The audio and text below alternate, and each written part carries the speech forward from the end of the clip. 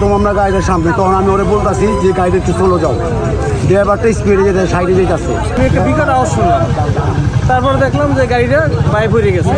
তারপরে আমি জানলা দিয়ে বাইরে বাইরে লোকজন বাইক করছি। যেসব যাত্রী আহত হয়েছে তাদেরকে অলরেডি হাসপাতালে প্রেরণ করা হয়েছে। শর্ট করে গাড়ি চালাইছে না।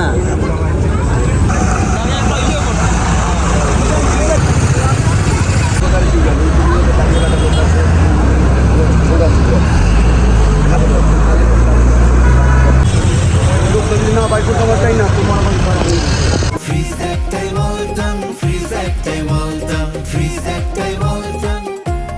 প্রথম আমরা গাড়িটার সামনে, তখন আমি ওরে বলতেছি যে গাড়িটা একটু চলো যাও, ড্রাইভারটা স্পিডে যেতে সাইডে যেতেছে। তা আমি ওদের মেঘ পড়তে একটু আসতে যা, এই টার্নিংটা আসার পরেই মনে করি যে মনে হয় ডাইনে একটা বাড়ি খাওয়াইলো, ডাইনে বাইরে খেয়ে এই পামের গাড়ি তুই এই পামের খাই তুই এই গাড়ি গিয়া দুম করে পড়ে গেলাম গা। আমি যা বললাম 6 জনের নিচে, আমার উপরে 6 জন, এখানকার একটা লোক আছে, এই লোক মনে করে আমার ট্রেনে উড়াইছে, আমার মোবাইল কিচ্ছু পাইনি। পরে যা গিয়া এলা সব লোক বাইর করার পরে গিয়া মোবাইল পাইছি। আমি একটা বিকট আওয়াজ শুনলাম, তারপরে দেখলাম যে গাড়িটা বাইক হয়ে গেছে।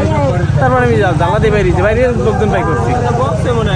সামনে ছিল যে এদিক দিয়ে ইন্ডিয়ান পরিমাণ রং সাইডে যাইয়া ধাক্কা দিয়ে গেছে গা, আর এ বামে হয়ে গেছে গা। থেকে কল করা হয়েছে বাস অ্যাক্সিডেন্টের খবরে, 0 পয়েন্টে বলা হয়েছে। আমরা ওখান থেকে বরিশাল সদর থেকে আমাদের যে ইটি গাড়ি আছে, ইটি গাড়ি নিয়েই আমরা মূলত এখানে এসেছি। আহত হয়েছে, বাট হচ্ছে কেউ নিহত হয়নি।